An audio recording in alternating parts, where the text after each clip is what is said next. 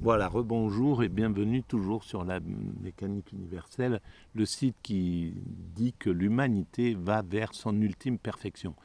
Nous, tout l'ensemble humain, toute l'humanité évolue sans le savoir, nous évoluons sans le savoir vers notre ultime perfection, la paix universelle, la fraternité, un fonctionnement universel total, la fin des frontières, la fin, etc. Mais ça, c'est pour dans 2, 3, 4, 5 siècles. Il faut encore du temps d'évolution, il n'y a pas de problème. Et un fonctionnement parfaitement écologique, on l'atteindra, il faudra peut-être encore 30, 40, 50, 60 ans, mais on atteindra un moment où on en aura fini avec, avec les énergies sales, on aura acquis un fonctionnement totalement écologique. C'est une question de temps. Voilà, donc ça c'est notre chemin, c'est notre destinée, on est inclus dans cette destinée-là et on y va par le bien, par le mal, le bien, le mal, tout ça conduisent à cet état de perfection. Donc, par exemple, les chaos qu'on connaît maintenant, et même l'oligarchie, justement, cette oligarchie, par ses excès, dont je parle dans les vidéos précédentes, l'oligarchie, par ses excès, est en train aide à la construction de cette perfection. C'est ça qui est paradoxal, c'est que le mal construit le bien. Voilà. Et c'est pas l'inverse, le bien construit pas le mal. La finalité, c'est le bien. C'est le bien qui l'emporte, tout le temps, dans l'humanité. Le mal, il est là pour un petit temps. Hitler, il arrive dans les années 20, et puis il est éjecté par l'ensemble humain en 45, en 44, quoi. Donc son temps, il est très court en réalité du mal. Il vient là, même les grosses dictatures qui arrivent à tenir 60 ans ou 50 ans ou 40 ans, comme je ne sais pas combien a tenu les Pinochet, les mecs comme ça. Mais en tout cas, ils tiennent un petit moment, mais ils ne peuvent pas aller... ça ne peut pas fonctionner quoi, dans cette valeur-là.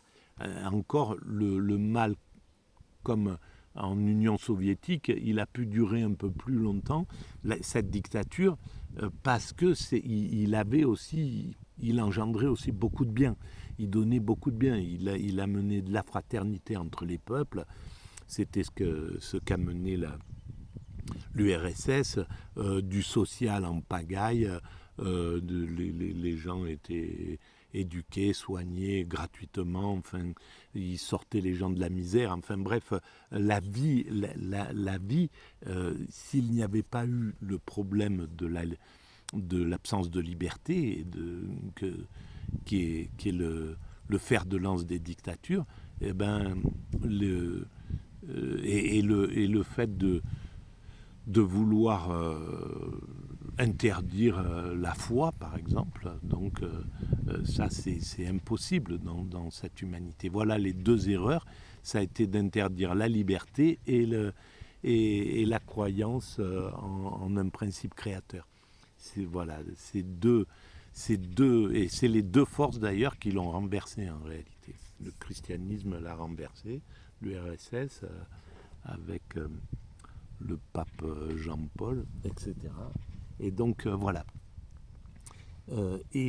Alors,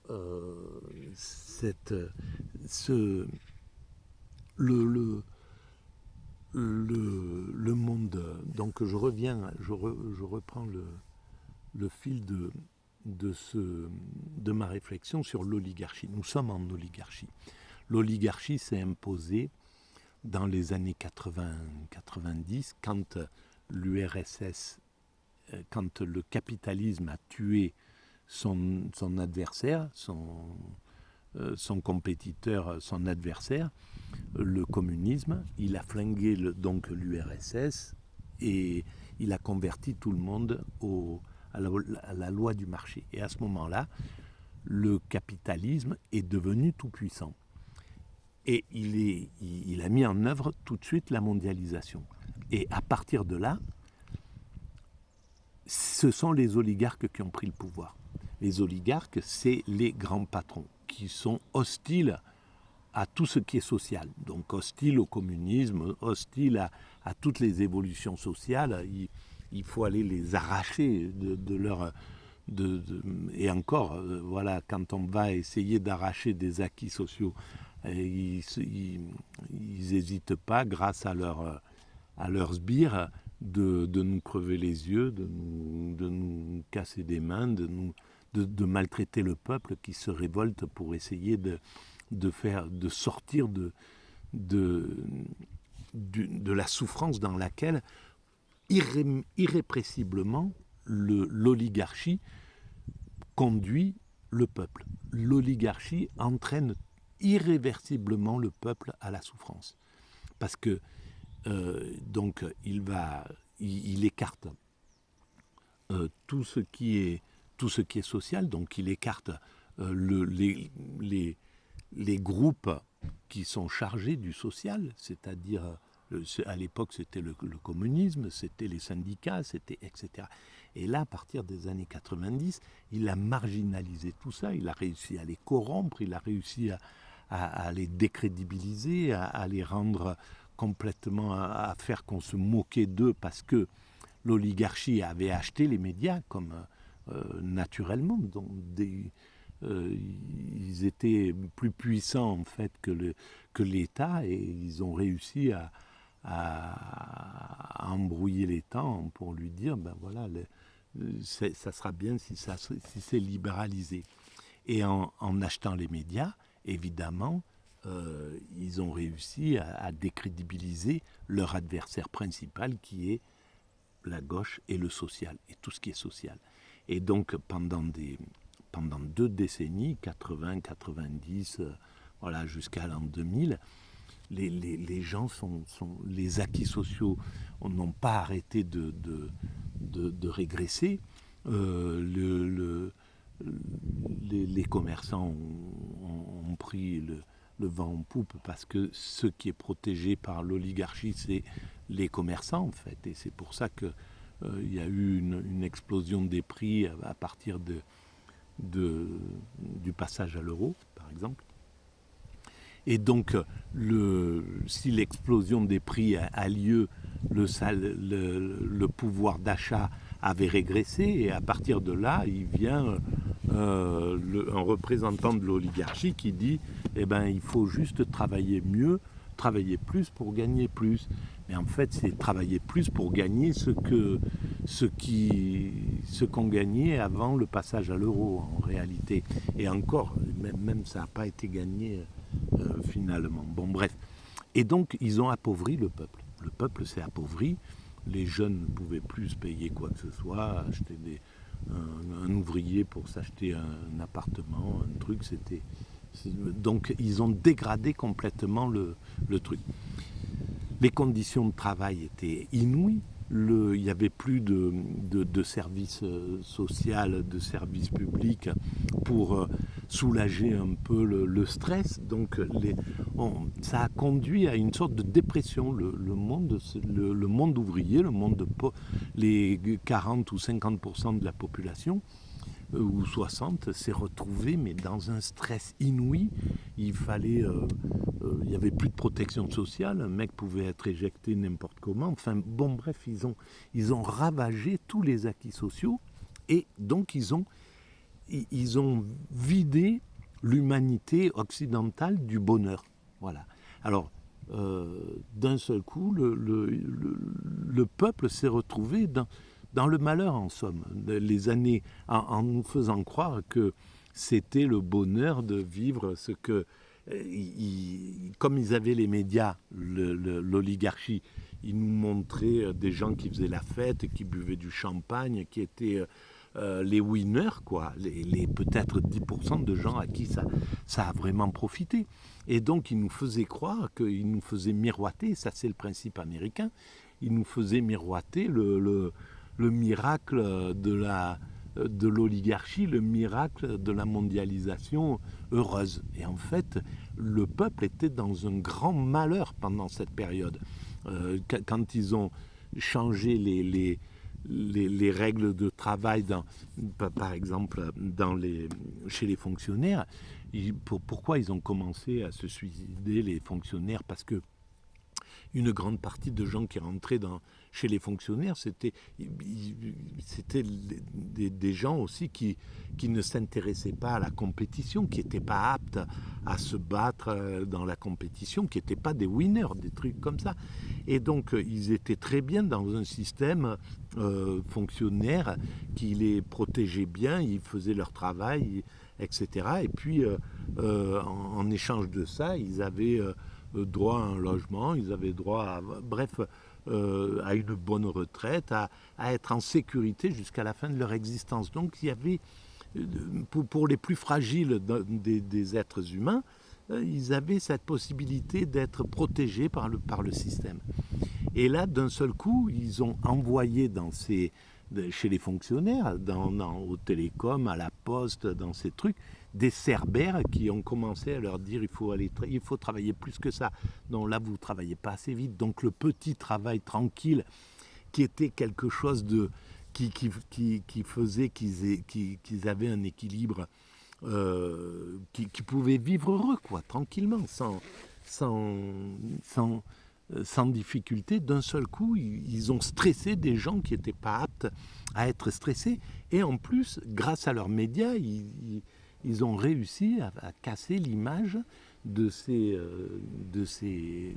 fonctionnaires qui foutaient rien, qui travaillaient pas, qui étaient, etc. Donc, non seulement ils les ont culpabilisés, donc ils se sont retrouvés culpabilisés, donc ils avaient ce poids-là de ne pas être des winners, de ne pas être des compétiteurs, et d'un seul coup, et ça c'est le principe du pervers narcissique, hein. C'était un mécanisme, ça je l'ai complètement compris à cette époque-là, je l'ai vu venir ce truc, et j'ai vraiment compris que c'était basé sur la perversion narcissique. Le système oligarchique était un pervers narcissique qui culpabilise sa victime, qui lui dit qu'il ne va pas assez vite, etc., qui ne fait pas assez bien son travail, qui monte, qui ligue tout. Un pervers narcissique, en règle générale, il arrive à avoir une petite cour autour de lui, et quand vous faites un repas avec lui, s'il y a une dizaine de personnes ou une vingtaine de personnes autour de la table,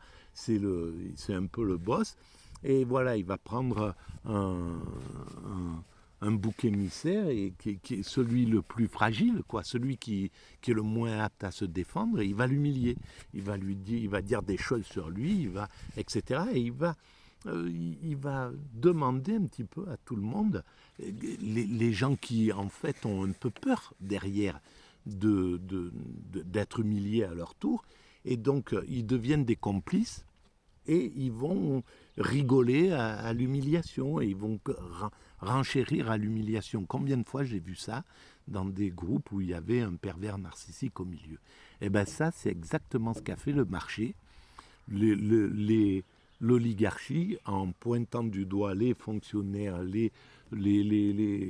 ceux qui ne travaillaient pas, les chômeurs, etc., qui avaient une double peine, les étrangers, les trucs, en les pointant du doigt et en les faisant détester par les médias qu'ils s'étaient acquis, grâce aux médias qu'ils s'étaient achetés, ils ont réussi à faire détester ces êtres humains qui ont fait des burn-out, qui se sont retrouvés complètement en dépression, quoi. Et ça a duré comme ça pendant un sacré moment, jusqu'au moment où c'était soit la victime, elle va au suicide, elle meurt, et le peuple, c'était ça, hein, il allait s'il s'était pas révolté avec les gilets jaunes, il se serait ça aurait été l'extinction du peuple, quasiment, hein, parce que il n'y avait plus rien pour le défendre, il y avait plus personne ne pouvait le défendre, en fait. Il n'y avait plus ce communisme qui était en face, il n'y avait plus les syndicats qui avaient la force, parce qu'ils ont été achetés par l'oligarchie, par le système. Et donc le peuple a dû prendre en main sa révolte. C'est ce qu'il a fait. Et il est allé se faire casser la gueule à la place de ceux qui étaient chargés de le défendre, c'est-à-dire les médias. Les journalistes étaient passés du côté de l'oligarchie, donc, directement, et puis les syndicats avaient été corrompus par le système, et les hommes politiques au pouvoir étaient passés du côté de l'oligarchie, et qu'ils soient socialistes ou qu'ils soient de droite ou qu'ils soient du centre comme le président actuel, ils étaient obligatoirement favorables à l'oligarchie. Donc il n'y avait plus personne pour défendre le peuple en réalité.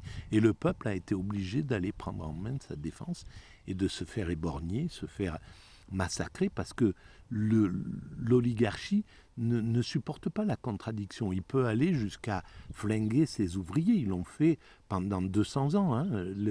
Les mecs, ils se faisaient charger en 1800 et quelques, ils se faisaient tuer sans problème, quoi, par le pouvoir en place et par les patrons.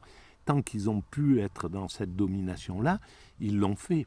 Et ils ont massacré des êtres humains. Le peuple les ouvriers ont dû arracher pièce par pièce leurs acquis sociaux. Et donc, dès qu'ils sont rentrés dans cette toute-puissance, les oligarques des années 80, 90, 2000, ils ont repris tous ces acquis sociaux. Enfin, c'est d'une limpidité, cette histoire, c'est hallucinant, quoi.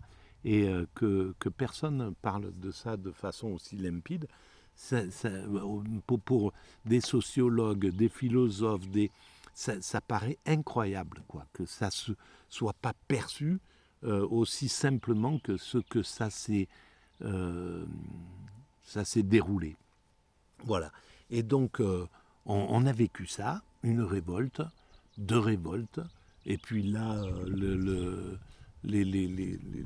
voilà, il y a eu des révoltes qui ont été neutralisées partout où elles ont été, elles ont essayé d'émerger, aux États-Unis, en Allemagne, en Italie, n'importe où, en Espagne, elles ont été neutralisées par la violence de l'oligarchie. L'oligarchie veut des esclaves. Et le problème, c'est que le peuple ne peut pas supporter ça.